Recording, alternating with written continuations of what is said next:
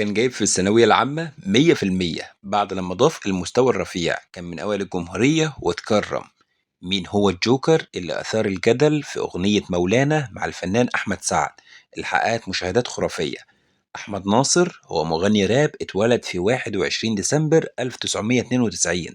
دخل مجال الراب سنة 2011، وكعادة ممثلين ومغنيين مجال الراب بدأ طبعا بأغاني فيها هجاء وفيها انتقاد وكلام كده مش ولا بد، وبعد كده بدأ يتجه لأغاني تانية وبتاع النوع ده من الأغاني. أول أغنية حققت ليه نجاح كانت أغنية سلمى في سنة 2012، واللي كان فيها بيتكلم عن فراق حبيبته والهجر والعتاب وقصة الحب اللي ما بيننا وحلاوة البدايات ومرارة النهايات. كان الأول على الثانوية العامة وكان نفسه يدخل كلية آداب، هو ده كان حلمه. لكن هو اتخانق مع أهله وساب لهم البيت، وبعد كده كان بيقعد يعيط ويغني بقى أغنية إيه، أنا ما وصلتش لحاجة من اللي أنا حلمت بيه في فيلم إيه صناعي، فيلم مطب صناعي سوري. بعد كده دخل كلية هندسة لغاية ما وصل إن هو يبقى مغني راب مشهور جدا.